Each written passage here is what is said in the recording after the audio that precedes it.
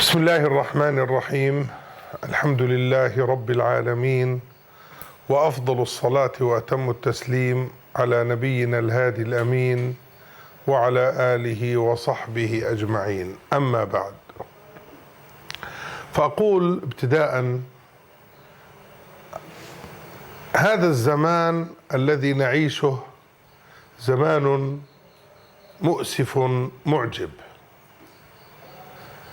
لأننا نضطر فيه إلى أن نتكلم وأن ندندن حول قضية أساسية من أعظم أسس الدين ومن أهم قضاياه، وهو قضية الرحمة.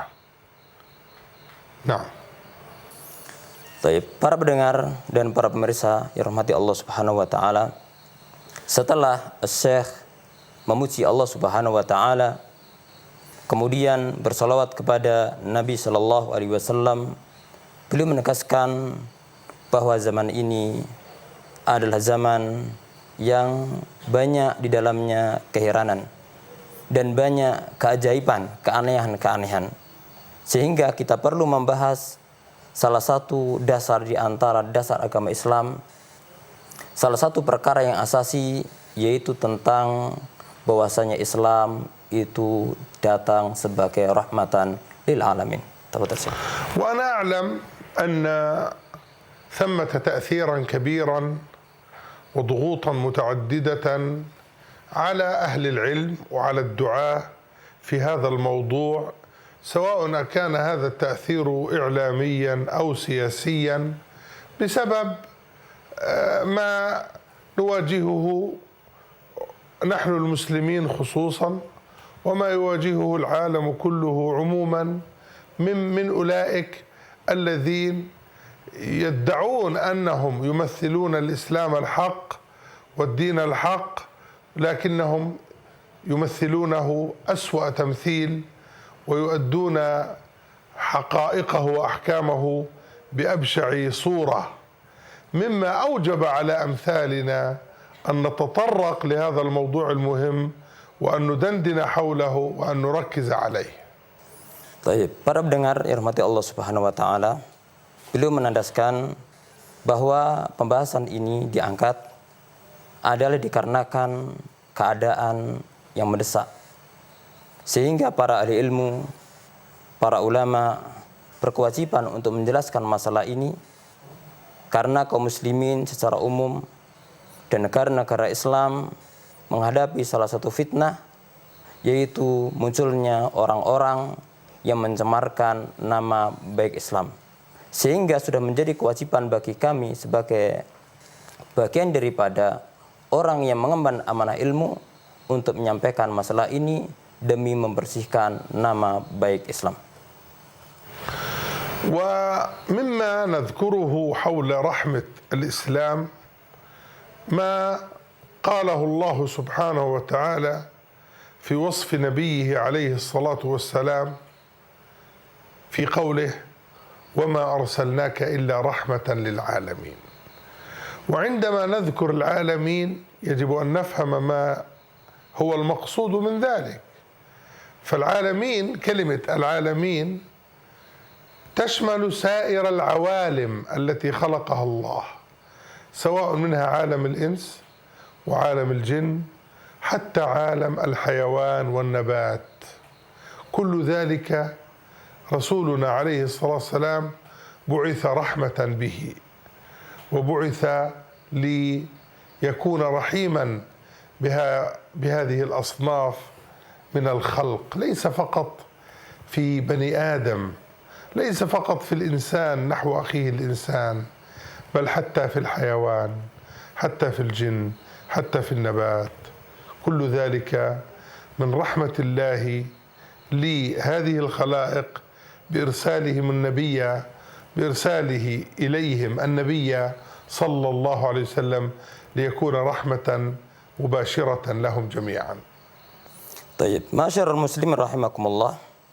Kata beliau, termasuk perkara yang kami ingat dan perlu kami sampaikan tentang pembahasan masalah rahmat lil alamin dari agama Islam adalah sifat yang Allah berikan kepada nabinya sallallahu alaihi wasallam, sebagaimana Allah berfirman, wa ma arsalnaka illa rahmatal lil alamin. Tidaklah kami mengutus Muhammad kecuali sebagai rahmat untuk alam semesta. Dan maksud daripada rahmatal lil alamin adalah mencakup semua alam. Tidak hanya khusus manusia saja, akan tetapi mencakup semua makhluk. Mencakup manusia, mencakup makhluk jin, mencakup hewan, dan seterusnya. Karena Allah mengutus nabinya sallallahu alaihi wasallam adalah sebagai rahmat untuk alam semesta, untuk seluruh makhluk, dan ini adalah karunia Allah yang Allah berikan kepada seluruh makhluk di muka bumi ini. ولو أننا نظرنا في سنة النبي صلى الله عليه وآله وسلم لرأينا ذلك واضحا وجليا في منهجه النبوي عليه الصلاة والسلام. فالرسول عليه الصلاة والسلام يقول: الراحمون يرحمهم الرحمن ارحموا من في الأرض يرحمكم من في السماء. وهذا الحديث عند العلماء يسمى حديث المسلسل بالأولية. لماذا سمي حديث المسلسل بالأولية؟ لأنه أول حديث يلقنه الشيخ للطالب لتلميذه لتلاميذه حتى يلقنهم هذه الرحمة ويلقنهم لوجوب التفاعل الرحيم مع أصناف الناس، بل مع أصناف الخلق ممن يستطيع أن يكون له تأثير إيجابي عليهم. نعم. Taib, masyarul muslim rahimakumullah. Beliau melanjutkan, kalau kita mau melihat dan mencermati sunnah Nabi Shallallahu Alaihi Wasallam, hadis-hadis Nabi Shallallahu Alaihi Wasallam, niscaya kita sungguh akan mengetahui secara jelas bagaimana metode Nabi Shallallahu Alaihi Wasallam, bagaimana manhaj Nabi Shallallahu Alaihi Wasallam, bagaimana dakwah Nabi Shallallahu Alaihi Wasallam. Salah satu hadis yang menjelaskan tentang masalah rahmat adalah sabda Nabi Sallallahu Alaihi Wasallam, Ar-Rahimun yarhamhumur Rahman, irhamu man fil ardi yarhamkum man fis sama. Orang-orang yang memiliki kasih sayang akan dikasih sayangi oleh Allah yang Ar-Rahman. Rahmatilah makhluk yang ada di muka bumi, niscaya zat yang ada di langit akan merahmati kalian semua. Hadis ini adalah hadis yang sangat agung sekali. Hadis yang dikenal dengan al-musalsalah al-awwaliyah. Kenapa dinamakan musalsalah al-awwaliyah? Karena hadis ini adalah hadis yang pertama kali yang sering disampaikan oleh seorang guru, seorang syekh kepada muridnya agar mereka mengenal tentang hakikat daripada Islam, hakikat daripada rahmat Islam, agar mereka optimis dengan rahmat Islam ini sehingga mereka bisa bermuamalah dengan baik, bisa bermuamalah dengan penuh optimis kepada seluruh dan aneka ragam manusia, dan muamalah yang baik kepada makhluk-makhluk Allah yang ada di muka bumi ini. والأحاديث في هذا المعنى كثيرة، منها قول النبي صلى الله عليه وسلم ارحموا ترحموا، منها قول النبي صلى الله عليه وسلم من لا يرحم لا يرحم، منها قول النبي صلى الله عليه وسلم لا تنزع الرحمة إلا من شقي، وهكذا في أحاديث كثيرة متعددة جدا تبين أهمية الرحمة في حياة المجتمع الكبير الذي نعيشه، سواء كان المجتمع الإسلامي المحض أو المجتمع الذي تختلط فيه أو يختلط فيه الناس بين مسلم وغير مسلم، أو في صلة الإنسان مع مخالفيه أو مع أحبابه أو أقرب الناس إليه. كل ذلك يجب أن يكون محكوما بالرحمة. لذلك في سلامنا نحن المسلمين نقول السلام عليكم ورحمة الله، وكلمة السلام بحد ذاتها تحمل معاني الرحمة وتحمل معاني الأمن والأمان والاطمئنان، وكلها من آثار ونتائج الرحمة التي يريدنا الله سبحانه وتعالى أن نكون على أصلها وعلى قواعد التعامل الإنساني بها. نعم. Baik. Para pendengar dan pemirsa semua yang rahmati Allah Subhanahu wa taala, setelah beliau menyebutkan salah satu hadis Nabi Shallallahu alaihi wasallam yang sangat agung, beliau menyebutkan lagi bahwa di sana masih banyak sekali hadis yang menjelaskan tentang rahmatnya Islam, tentang keindahan Islam, tentang kasih sayang Islam. Di antara sabda Nabi Shallallahu alaihi wasallam, irhamu turhamu. Berbuatlah rahmat, berbuatlah kasih sayang, niscaya kalian akan dirahmati. Nabi Shallallahu alaihi wasallam juga bersabda, "Mala yarham la yurham." Siapa yang tidak memiliki kasih sayang, yang tidak menyayangi yang lainnya, maka dia tidak akan disayangi oleh Allah Subhanahu wa taala.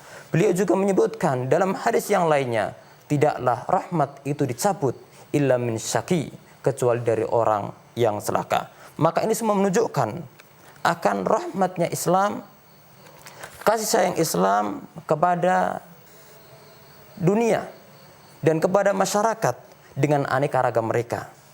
Tidak hanya rahmat Islam itu dalam masyarakat yang di dalamnya hanya kaum muslimin saja, tapi bahkan rahmat Islam, kasih sayang Islam itu juga mencakup masyarakat yang di sana tercampur. Di sana ada kaum muslimin, di sana juga ada orang-orang selain kaum muslimin. Bahkan termasuk rahmatnya Islam juga, Islam memiliki sayang kepada orang-orang, mengajarkan kepada manusia untuk saling kasih sayang sesama manusia, baik kepada orang-orang yang cocok dengannya maupun orang-orang yang tidak cocok, ada perbedaan dengannya dalam masalah pemahaman. Dan kita mengetahui salah satu daripada perkara agung, dan ini menjadi syiar kaum muslimin, yaitu tentang salam. Apa yang diucapkan oleh kaum muslimin ketika mengucapkan salam? Yaitu Assalamualaikum warahmatullahi wabarakatuh. Artinya semoga keselamatan, rahmat Allah dan barakah Allah untuk kalian semua. Maka ucapan salam yang senantiasa diucapkan oleh kaum muslimin dalam kehidupannya, ini mengandung makna rahmat, ini mengandung makna keimanan, ini juga mengandung keamanan. Artinya Islam itu mendatangkan rahmat, Islam itu mendatangkan keimanan. Dan ini semua adalah bagian daripada kaidah agama yang dibawa oleh Nabi kita yang mulia sallallahu alaihi wasallam. حتى في صلاتنا وعبادتنا ربنا سبحانه وتعالى لا تصح لنا صلاة إلا إذا قرأنا وتلونا أو سمعنا وأنصتنا سورة الفاتحة. وسورة الفاتحة يكرر فيها ذكر الرحمة 4 مرات. بسم الله الرحمن الرحيم، الحمد لله رب العالمين الرحمن الرحيم، إشارة إلى تعميق معنى الرحمة في النفوس، الرحمة التي هي صفة الخالق جل وعلا، والرحمة التي تكون من جراء التعامل الإنساني بين المسلمين بعضهم مع بعض، حتى بين المسلمين مع غير المسلمين. لذلك شيخ الإسلام ابن تيمية رحمه الله يقول: أهل السنة أعرف الناس بالحق وأرحمهم بالخلق، وأرحمهم بالخلق، ليس فقط أرحمهم بالمسلمين أو أرحمهم بأهل السنة، بل قال أرحمهم بالخلق، حتى لم يقل أرحمهم ببني آدم، وإنما بالخلق، سواء كانوا إنسا أو جنا أو حيوانات أو نباتات، كل هؤلاء مخلوقون مربوبون لرب العالمين، ونحن بصفتنا مسلمين مأمورون أن نتعامل مع هؤلاء جميعا كلا بحسبه ضمن إطار الرحمة والتراحم الذي أمرنا به رب العالمين سبحانه وتعالى. Tayyib. Masyarul muslimin rahimakumullah. Kemudian beliau menandaskan dan melanjutkan pembicaraan tentang masalah rahmat. Kata beliau setelah menyebutkan tentang masalah rahmatnya Islam, kemudian dari hadis-hadis Nabi Shallallahu alaihi wasallam, kemudian beliau menyebutkan dalil dari Al-Qur'anul Karim surat yang setiap hari kita baca, yaitu surat Al-Fatihah. Yang mana seorang ketika ibadah, ketika sholat kepada Allah Subhanahu wa Ta'ala tidak sah kecuali dengan membaca surat Al-Fatihah. Apa kandungan surat Al-Fatihah ini? Surat ini mengandung dan menunjukkan akan rahmatnya Islam. Bahkan di dalam surat Al-Fatihah disebutkan 4 kali kata-kata rahmat Allah Subhanahu wa Ta'ala. Pertama, Bismillahirrahmanirrahim, dengan menyebut nama Allah yang Maha Pengasih lagi Maha Penyayang. Kemudian Allah melanjutkan firman-Nya, Ar-Rahmanir-Rahim. Allah lah, setelah Alhamdulillah Rabbil Alamin, lalu Allah berfirman Ar-Rahmanir-Rahim. Allah adalah zat yang Maha Pengasih lagi Maha Penyayang. Maka ini menunjukkan akan rahmatnya Islam. Tidak hanya kepada manusia, tidak hanya antara kaum muslim dengan kaum muslimin, tapi rahmat Islam juga mencakup selain orang-orang Islam. Sehingga Syekhul Islam rahimahullahu ta'ala mengungkapkan dengan ungkapan yang sangat singkat akan tapi mengandung makna yang sangat dalam. Kata beliau rahimahullah, Ahlus Sunnah a'rafuhum bil haqqi wa arham bil khalqi. Ahlus Sunnah adalah orang yang paling tahu kebenaran dan orang yang paling kasih sayang kepada makhluk. Beliau tidak mengatakan kasih sayang hanya terbatas kepada kaum muslimin, tapi juga mencakup selain kaum muslimin, karena mereka juga makhluk. Kasih sayang tidak hanya kepada manusia, tapi itu juga mencakup makhluk yang lainnya, termasuk hewan. Maka kita sebagai kaum muslimin, maka hendaknya kita berusaha untuk mewujudkan bagaimana hakikat Islam yang penuh keindahan, yang penuh rahmat ini di dalam masalah muamalah kepada semua, agar tetap dibangun di atas kaidah rahmat, kasih sayang yang Allah Subhanahu wa Ta'ala perintahkan kepada kita semua. وهذا كله في جانب الحياة الدنيوية الهادئة المطمئنة المسالمة. بالمقابل لو حصل قتال بين المسلمين وغيرهم فإن عندهم شرعا يضبطهم ويجعلهم يرحمون حتى من يقاتلون.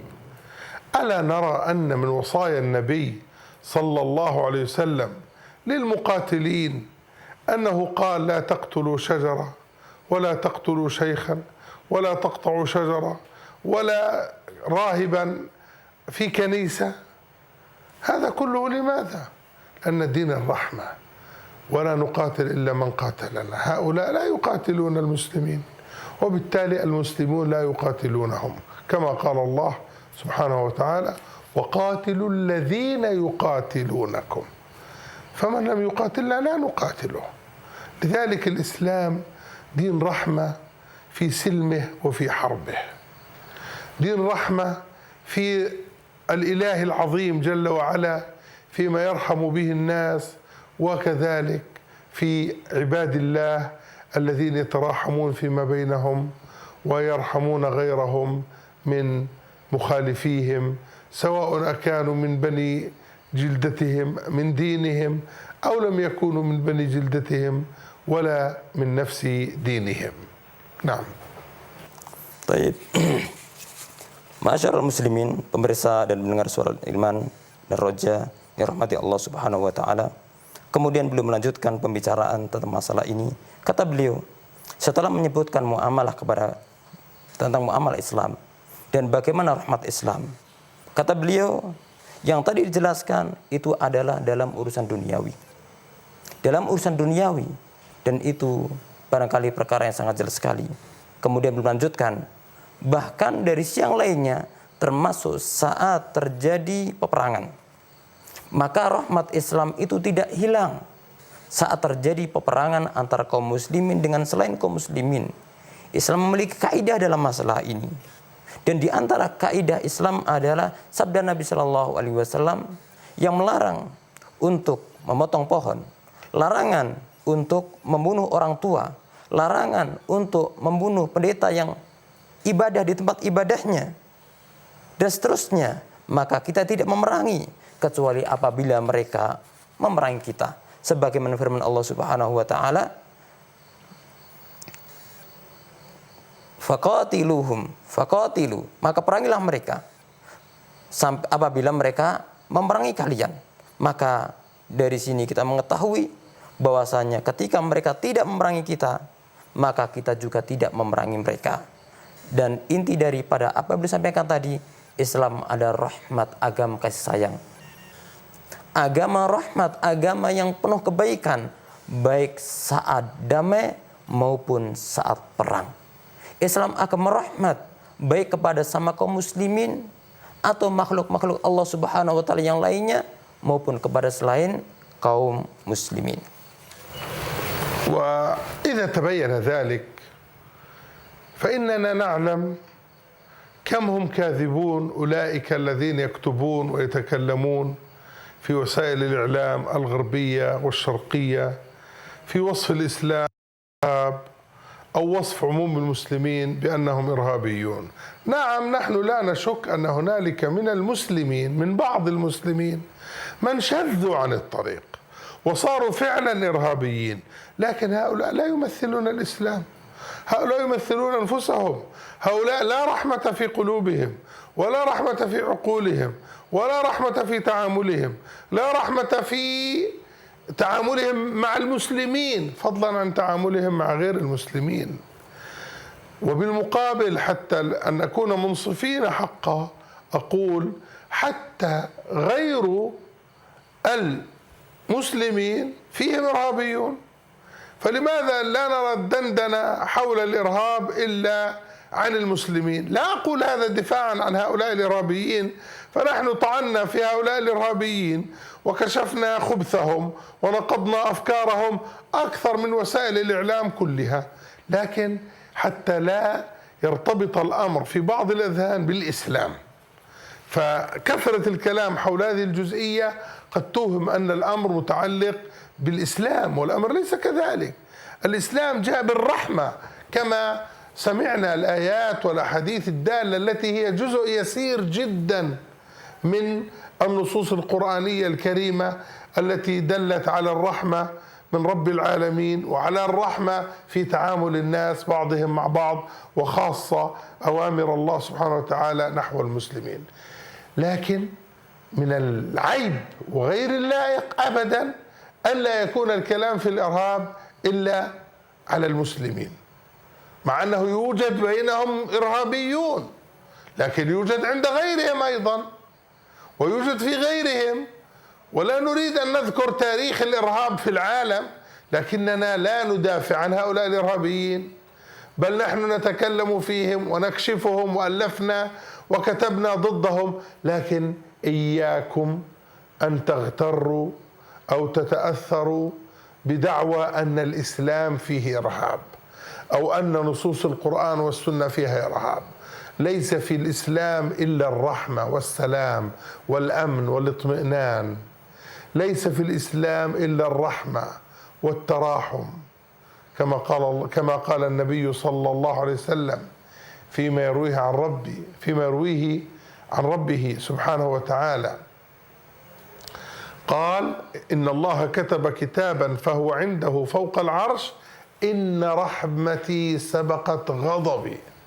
هذه صفة الله سبحانه وتعالى، فكيف صفة المخلوق الذي تدين بأمر الله والتزم بأمر الله واعتقد الحق الواجب اتباعه من أمر الله سبحانه وتعالى لينفذه في مجتمعه وليكون داعية أمن وأمان وإيمان وسلام واطمئنان ورحمة وتراحم، بعيدا عن الغلو والتطرف والإرهاب والانحراف عن هذا الدين الرحيم وعن ربه الرحيم سبحانه وتعالى. لعل في هذا القدر كفاية على وجه الاختصار والتذكير، سائلا ربي سبحانه وتعالى أن يرحمنا وإياكم جميعا برحمته وأن يشملنا بعفوه، إنه سبحانه سميع مجيب. وآخر دعوانا أن الحمد لله رب العالمين. طيب.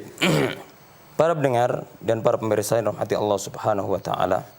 Setelah beliau menyebutkan akan rahmatnya Islam, baiknya Islam bukan hanya kepada kaum muslimin tapi kepada semua. Kemudian beliau menyebutkan Kita tidak meragukan memang di sana ada sebagian orang yang mana mereka itu melakukan perbuatan yang tidak baik, mencemarakan nama baik. Tapi mereka itu sebenarnya tidak menggambarkan hakikat Islam. Mereka tidak menggambarkan gambaran Islam yang indah, tapi mereka hanya menggambarkan pribadi mereka sendiri. Akan tapi perlu diingat juga bahwa sebagaimana di antara abnaul Islam, anak dari kaum muslimin ada yang menyimpang, ada keanehan secara pribadi-pribadi mereka. Sebetulnya pada agama selain Islam juga ada irhabiyun, ada teroris juga. Ada orang-orang yang menyimpang dan mereka mengadakan perusakan. Kita tidak berkeinginan untuk membela orang-orang yang mengadakan kerusakan di antara kaum muslimin. Kita sudah banyak menjawab, kita sudah banyak menyampaikan masalah ini, membantah mereka, menyingkap mereka, menulis tentang masalah bahaya daripada terorisme. Bahkan apa yang kita tulis barangkali melebihi tulisan orang-orang yang lainnya. Sehingga perlu diingat, para pemirsa kaum muslimin yang rahmati Allah Subhanahu wa taala, sebagaimana ada menyimpang di antara umat Islam. Mereka melakukan tindak yang tidak baik, tindak kriminal. Maka pada agama lain juga ada. Sehingga tidak dibenarkan ketika masalah irhab itu hanya dikaitkan dengan Islam. Masalah terorisme itu hanya dikaitkan kepada Islam, dikaitkan kepada kaum muslimin. Islam agama rahmat, Islam agama kasih sayang. Islam sama sekali tidak mengajarkan terorisme. Hal ini sudah kita ketahui dari dalil-dalil yang banyak, dan di antaranya sedikit yang telah kami sebutkan tentang rahmat Islam dalam masalah muamalah. Oleh karena itu, sekali lagi, agar tuduhan terorisme tidak hanya diarahkan kepada Islam, kepada kaum muslimin, karena Islam berlepas diri, kaum muslimin berlepas diri. Dan sebagaimana ada yang menyimpang di antara umat Islam, selain Islam juga ada. Oleh karena itu, perlu kita ketahui bahwasanya Islam adalah rahmatil alamin. Apa yang dilakukan oleh sebagian orang tidak menggambarkan citra Islam. Islam adalah agama rahmat, jauh daripada irhab, jauh daripada terorisme. Islam adalah agama kasih sayang yang jauh daripada tidak kriminal. Sebagaimana sabda Nabi Shallallahu Alaihi Wasallam yang beliau riwayatkan dari Allah Subhanahu Wa Taala dalam hadits kursi, Inna rahmati sabaqat ghadabi. Sesungguhnya kasih sayangku, kata Allah, itu mendahului, melebihi kemurkaanku. Ini adalah sifat Allah Subhanahu Wa Taala. Lalu bagaimana dengan makhluk agar mereka juga memiliki sifat kasih sayang ketika hidup di tengah-tengah masyarakat, hidup dengan kedamaian, hidup dengan keamanan, baik kepada sama kaum muslimin maupun selain kaum muslimin. Kemudian setelah itu beliau berdoa kepada Allah Subhanahu wa taala, semoga Allah memberikan taufik kepada kita semua, semoga Allah memberikan keamanan dan rahmat kepada kita semua. Para pemirsa, para pendengar yang dirahmati Allah Subhanahu wa taala, insyaallah setelah ini kita akan masuk pada sesi yang kedua, yaitu sesi tanya jawab. Bagi yang ingin bertanya melalui SMS bisa menghubungi nomor 08 777 04 kali 846. Kami ulangi, 08 77 kali 04 kali 846. Sekali lagi, 08 73 kali 04 kali 846. Atau melewati telepon bisa menghubungi nomor 021 82 36 543, dan kita akan berhenti sejenak. Barakallahu fikum. Baik, masyarul muslimin rahimakumullah, para pendengar dan para pemirsa yang semoga dirahmati Allah Subhanahu wa taala. Sekarang kita masuk pada sesi yang kedua, yaitu sesi tanya jawab. Pertanyaan yang telah masuk, yang pertama adalah bagaimana tanggapan Syekh tentang orang yang mengatakan bahwasanya adanya terorisme adalah untuk menghadapi kafir harbi. Syekhuna as-soal awal yaqul, mada taqul liman qal anna al-irhab ja'a li ajli muwajahati al-kafir al-harbi. Alhamdulillah wassalatu wassalamu ala rasulillah wa ala alihi wa sahbihi wa ala.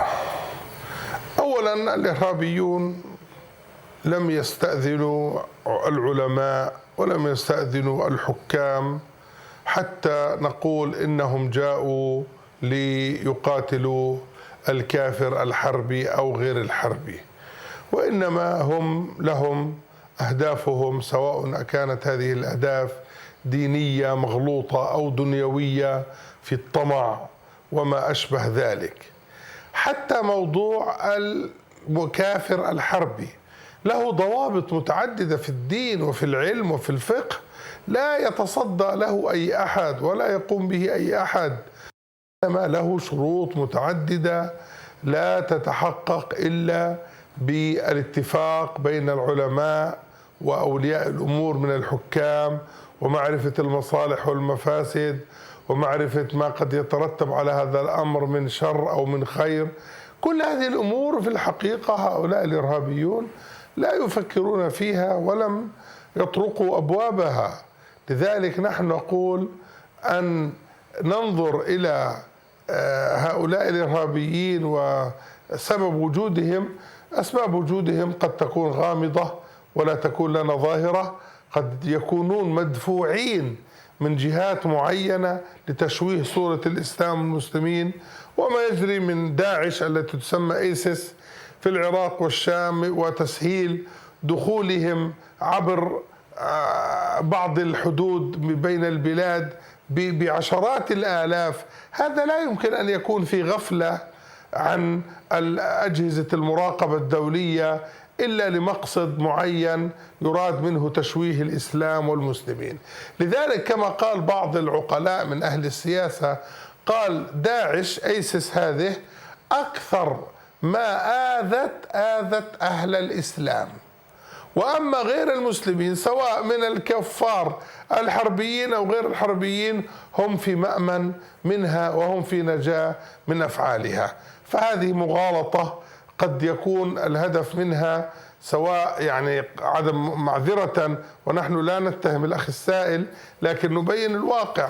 هذه أخشى أن تكون مغالطة لا يراد من ورائها إلا تلميع هؤلاء الإرهابيين الذين لا يستحقون إلا أن ننتقدهم وأن نبين خلل تفكيرهم، وأن نقول بأنه ليس فيهم عالم واحد من علماء الإسلام المعتبرين، لا في قليل ولا في كثير، لا من قبل ولا من بعد. نعم. Baik, beliau menjawab dengan jawaban yang ringkas. Kata beliau, untuk menjawab pertanyaan tadi, yang pertama kata beliau bahwasanya Irhabiyun, para teroris, ketika mereka mengatakan bahwa mereka mengadakan teror tujuannya adalah untuk memerangi kafir harbi, ini adalah tidak benar. Karena mereka, para Irhabiyun, orang-orang terorisme, ketika mengadakan peledakan dan seterusnya, mereka tidak pakai izin para ulama, tidak musyawarah kepada ulama, tidak minta izin kepada pemerintah, sehingga bisa dikatakan mereka itu tujuannya adalah memerangi kafir harbi. Tapi tujuan mereka adalah, bisa jadi niatnya adalah agama, tapi salah. Tujuannya adalah ideologi, tapi ideologi yang salah. Dan bisa jadi tujuan mereka adalah perkara duniawi. Sehingga perlu kita ketahui, masalah kafir harbi itu sendiri adalah memiliki kaidah, memiliki aturan, memiliki dhawabit, memiliki syurut, syarat-syarat yang ditetapkan para ulama Islam. Sehingga kalau kita lihat dalam realita mereka, ketika mereka mengadakan teror, mereka tidak melihat bagaimana pengarahan para ulama. Mereka juga tidak melihat sisi maslahat dan mafsadatnya. Mereka tidak tahu apa dampak daripada perbuatan mereka. Jadi sebabnya bisa jadi adalah sebab yang memang tampak, tapi bisa jadi sebabnya adalah mereka adalah didorong dari pihak tertentu untuk merusak citra baik Islam. Salah satu contoh adalah ISIS yang terkenal, terutama di negeri Irak dan Syam. Mereka sebagaimana dikatakan oleh para pengamat, para politikus, cendekiawan yang tahu tentang permasalahan ini, meneliti masalah ini, mereka mengatakan bahwasanya ISIS itu datang justru banyak menyakiti kaum muslimin. Bahkan yang paling banyak mereka sakiti adalah ahlu Islam, melebihi tidak kejahatan mereka kepada yang lainnya. Oleh karena itu, ada satu perkara yang perlu kita ketahui. Salah satu bukti bahwasanya mereka itu berada dalam penyimpangan, bahwa tidak ada satu ulama pun di tengah-tengah mereka. Tidak ada satu ulama pun yang memang dianggap oleh dunia kaum muslimin yang mendukung perbuatan mereka, yang mendukung tindakan mereka dengan pakai nama ISIS atau yang sejenisnya, yang memang itu adalah mencemarkan nama baik Islam. Karena para ulama Islam tahu tentang permasalahan ini. Wallahu a'lam. Sebelum kita lanjutkan untuk soal berikutnya, kita dengarkan dari penanya lewat telepon. Silakan. Halo, assalamualaikum. Waalaikumsalam warahmatullahi wabarakatuh. Waalaikumsalam warahmatullahi wabarakatuh. Iya, dengan ibu siapa? Dari mana? Ya, silakan.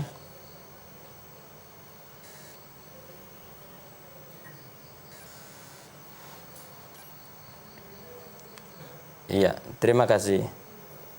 Wa iyyakum jazakallahu khairan. As-soal tsani yaqul syekhana. Mal farqu baina asy-syi'ah wa baina Daesh? Arju tawdih minkum. طبعا من باب الإنصاف أن الشيعة شيء وداعش شيء آخر، لكنهم اتفقوا على شيء مع اختلافهم في كثير الأشياء. اتفقوا كلاهما على مقاتلة وتكفير من ليس معهم من عموم مسلمي أهل السنة في كل مكان في العالم. الشيعة تعتبر أن كل من ليس شيعيا فهو كافر، والخوارج داعش ايسيس تقول كل من ليس مع جماعتهم ودولتهم المزعومة أنه كذلك كافر.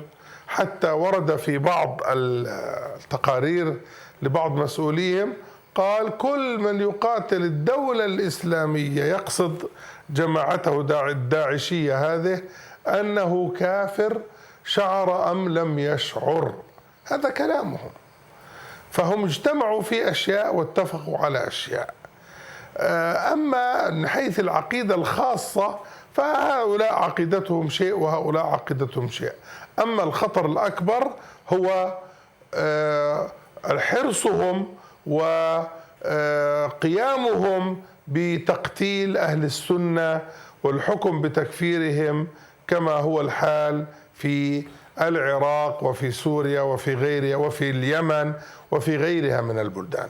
لذلك أنا أقول خطر الشيعة في الحقيقة ليس خطرا عقائديا فقط كما يظنه كثير من أهل السياسة وكثير من أهل الصحافة.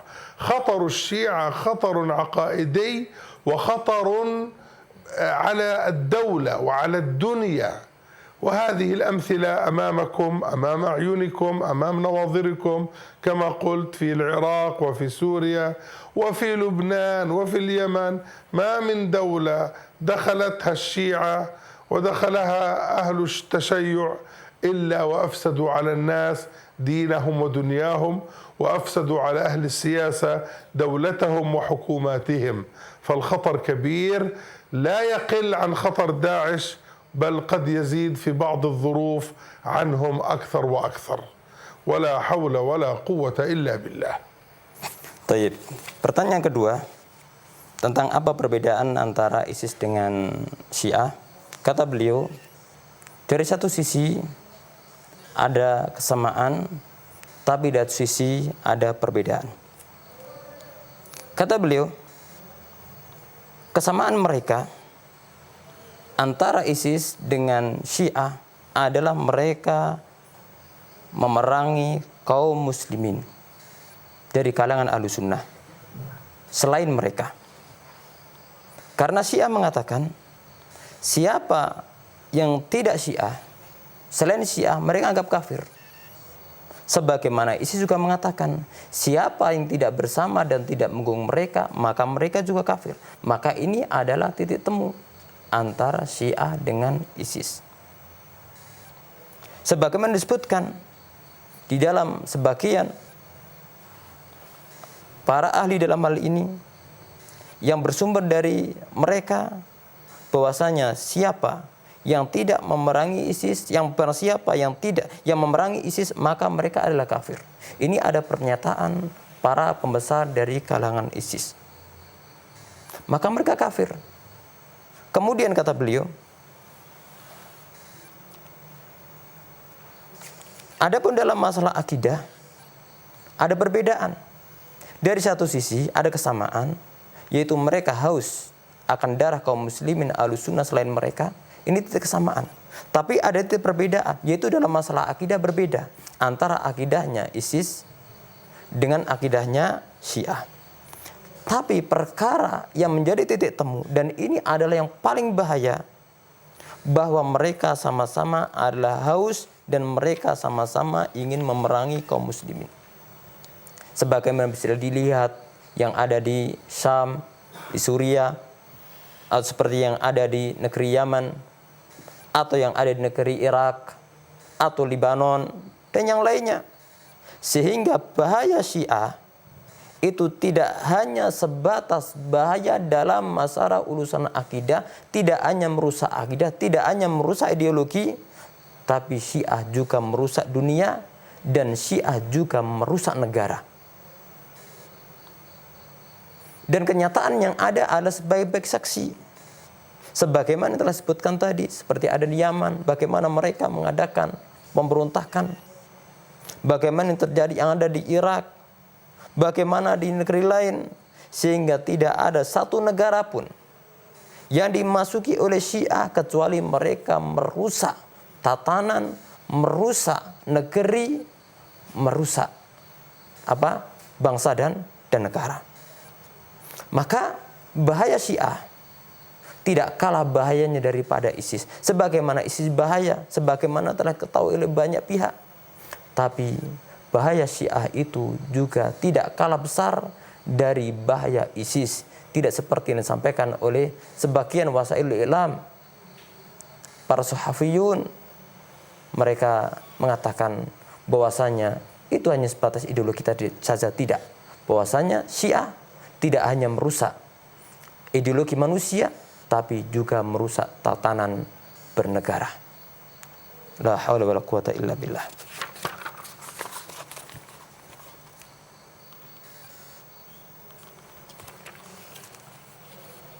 Ada pertanyaan berikutnya? Silakan. Yang ingin bertanya lewat telepon.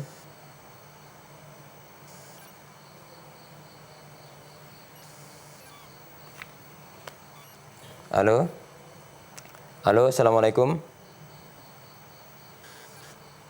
Halo, assalamualaikum Bapak.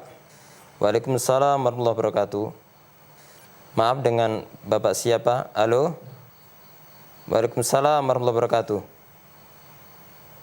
Maaf, dengan Bapak siapa, dari mana? Halo. Halo. Maaf, ada gangguan.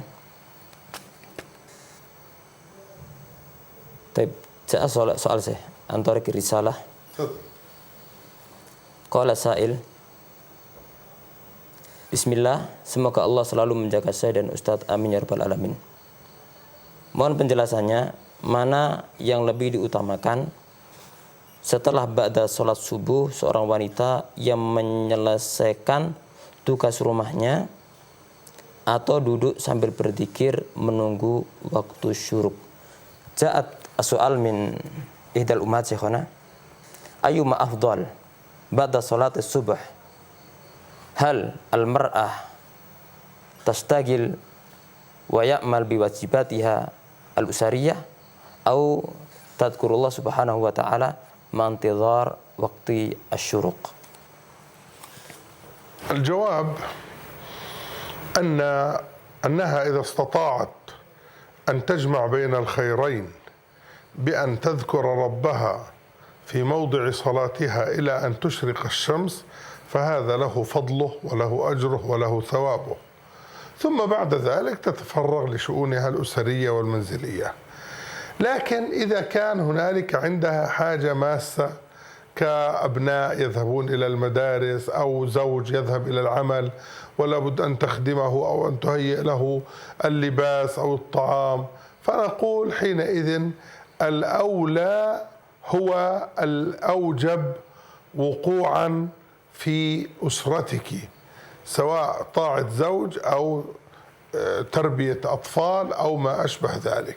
فإذا استطعت الجمع بينهما بتقديم الذكر على عمل الأسرة فهذا لا شك أولى وأولى وأفضل، ونسأل الله أن يزيدكم حرصا وأجرا وثوابا. Tayyib. Beliau menjawab bahwasanya apabila seorang wanita bisa mengumpulkan antara dua kebaikan, di samping berzikir kepada Allah Subhanahu wa taala dengan menunggu datangnya waktu syuruk, beliau juga melakukan tugas rumahnya. Maka apabila bisa mengumpulkan, maka itu kebaikan. Itu mendatangkan pahala yang banyak. Akan tapi apabila di sana ada keperluan, seperti ingin mengantarkan sang anak ke sekolah atau menyiapkan sang anak ke sekolah, atau yang lainnya, menyiapkan pakaiannya, menyiapkan makanannya, atau perkara-perkara yang terkait dalam kehidupan rumah tangga, seperti taat kepada suami atau urusan anak, maka tentu yang dipilih adalah mana lebih mendesak. Dipilih mana lebih mendesak. Singkatnya adalah apabila bisa menjalankan dua-duanya, maka itu terbaik. Tapi jika tidak bisa, maka dilihat mana yang lebih dibutuhkan dalam kondisi seperti tadi. Barakallahu fiik. Dan kemudian beliau mendoakan ibu yang bertanya. Ya, silakan untuk penanya. Halo. Assalamualaikum. Waalaikumsalam warahmatullahi wabarakatuh.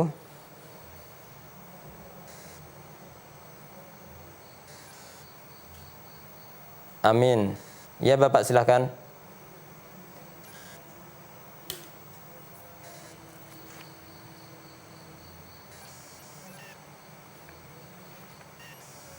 Ya. Ya. Ya, terima kasih Abu Nisa. Barakallahu fiik. Ya, jazakallahu khairan. Waalaikumsalam warahmatullahi wabarakatuh. As-soal yaqul syekhana ja'a min Abu Nisa. Ma makna makulah allati sa'at bainana ala wa hiya anna al-ikhtilaf rahmah. Min fadilatikum antum bain hadhihi al-makulah.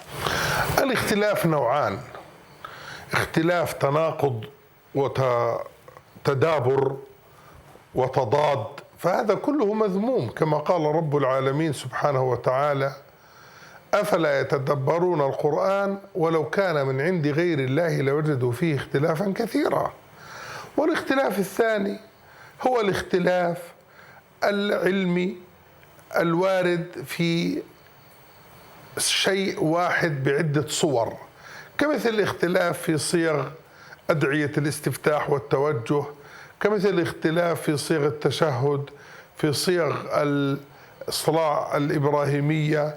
هذه كلها اختلاف تنوع، وإن ذهب بعض العلماء إلى هذا أو إلى ذاك، لكنها كلها ثابتة عن النبي صلى الله عليه وسلم. هذا اختلاف تنوع وهو اختلاف رحمة. لكن أكثر ما يقصده الناس من الاختلاف، من وصفهم الاختلاف أنه رحمة، هو اختلاف العلماء فيما بينهم، ونحن لا نعارض بذلك، لكن نعارض أن يكون هنالك من يتتبع أخطاء العلماء أو رخص العلماء أو تساهلات العلماء أو شذوذات بعض العلماء ليتخذ ذلك دينا وليتبنى ذلك دون نظر في الدليل ودون نظر في الحجة. أما اختلاف العلماء فيما بينهم لا شك أنه رحمة، لأن كل عالم لم يتعصب لقوله ولم يلزم الناس بقوله ولم يطلب من الناس أن يقلدوه، كما ورد عن بعض الخلفاء أنه أمر الإمام مالك أن يلزم الناس بالموطأ. موطأ مالك هو كتاب جمع فيه الأحاديث، وجمع فيه بعض فتاوى الصحابة والتابعين، رفض الإمام مالك. لماذا؟ لأن فيه إلزاما للناس بما لا يجوز إلزامهم به.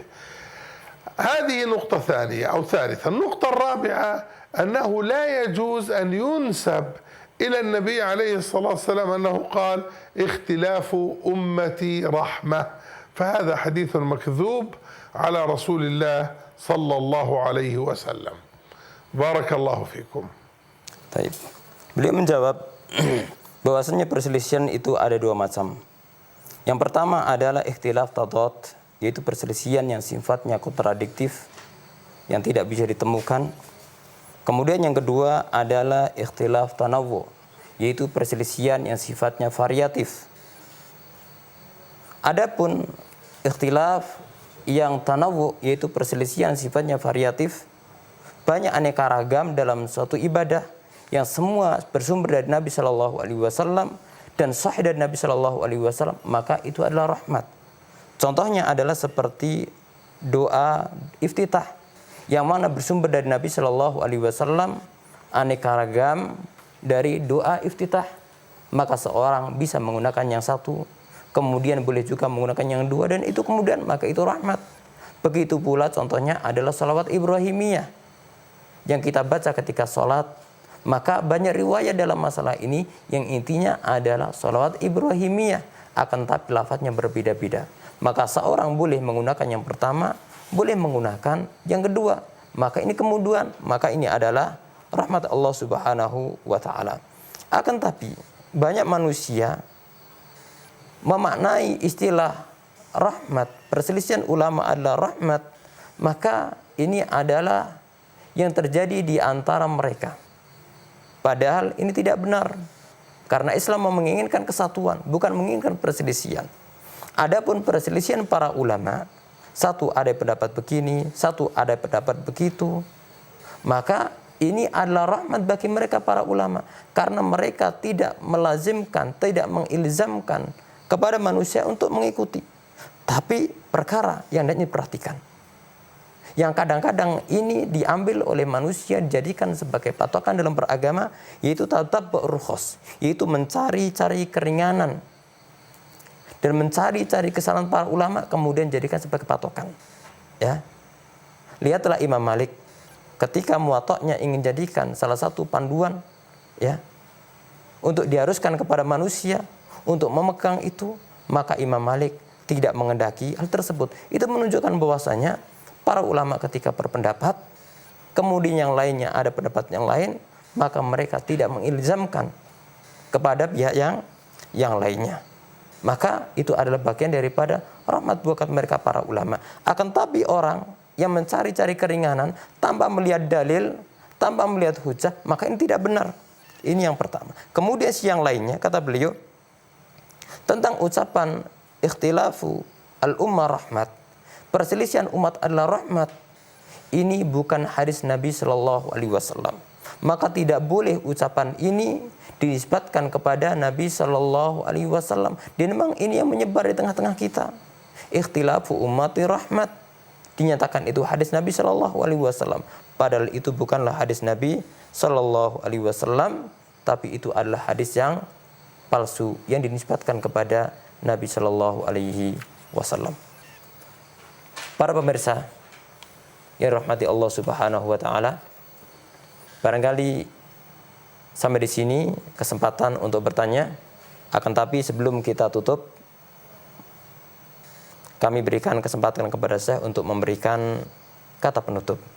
كلمتي الختامية ووصيتي لإخواني وأخواتي وأبنائي وبناتي في هذه البلاد المباركة بأهلها إن شاء الله أن يتفقهوا في دينهم وأن يكونوا لبنات إصلاح وأسس إصلاح لهذا المجتمع الذي هم فيه، يبنون ولا يهدمون ويصلحون ولا يفسدون، ولا يكون ذلك إلا بالتكامل بين أفراد المجتمع، كل يؤدي واجبه القائم به بما لا ينقض جهد الآخرين وعمل الآخرين، كلهم يقوم بواجبه الديني في نفسه وفي أسرته وفي بيته، بما لا يتعارض مع واجباته الدنيوية التي هي طريق الآخرة وممرها. ونحذرهم من المخالفات للشريعة، سواء ما كان منها مخالفا للتوحيد الصافي بدعاء غير الله وطلب المدد من دون الله، أو بالبدع والمحدثات التي شوهت صفاء الإسلام، أو بالمعاصي التي تفسد القلوب وتفسد المجتمعات أيضا. هذه كلمة ختامية أسأل الله أن ينفعني وإياكم بها، إنه سبحانه سميع مجيب. وجزاكم الله خيرا، wassalamu alaikum warahmatullahi wabarakatuh. Baik, para pendengar dan pemirsa yang dirahmati Allah Subhanahu wa taala. Pada kalimat terakhir, beliau mengatakan, wasiatku dan nasihatku kepada saudaraku, kepada saudariku, kepada anak-anakku, yang semoga diberkahi oleh Allah Subhanahu wa taala, dan semoga negeri ini juga diberkahi oleh Allah Subhanahu wa taala. Kata beliau, wasiat beliau agar kita semua belajar dan mendalami agama. Agar kita mendalami agama kita agar menjadi dasar dalam kehidupan kita. Agar kita dalam kehidupan bermasyarakat, dalam kehidupan kita menjadi orang-orang yang ikut serta dalam membangun, bukan menjadi orang-orang yang justru merobohkan dan mengadakan perusakan. Maka setiap kita berusaha untuk menjalankan sesuai dengan medan masing-masing, sesuai dengan lapangannya masing-masing, sesuai dengan keahliannya masing-masing, sesuai dengan kewajiban masing-masing. Baik itu yang berkaitan dengan kewajiban agama, seperti kehidupan agama, bagaimana agama kita, bagaimana agama keluarga kita, bagaimana agama orang yang berada di bawah tanggungan kita, maka hendaknya mereka diusahakan agar mereka memahami agama Allah Subhanahu wa taala. Kemudian kata beliau, di samping itu kami memperingatkan kepada semuanya agar menjauhi perkara-perkara yang menyimpang dari syariat Allah Subhanahu wa taala.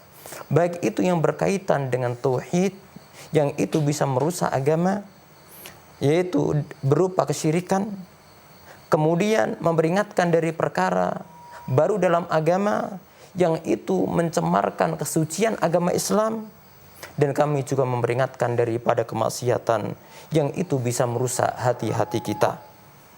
Masyarul muslimin rahimakumullah, ini jawaban beliau dan ini kalimat beliau yang terakhir. Semoga memberikan manfaat kepada kita semua. Dan ini yang dapat kami sampaikan. Apabila ada kebenaran datangnya dari Allah, dan apabila ada kekurangan, maka itu kekurangan ilmu kami. Dan semoga Allah mengajarkan ilmu kepada kita semua. Barakallahu fil jami'. Wa sallallahu wasallama ala nabiyina Muhammadin wa ala alihi wa sahbihi ajma'in. Wassalamualaikum warahmatullahi wabarakatuh. Waalaikumsalam warahmatullahi wabarakatuh.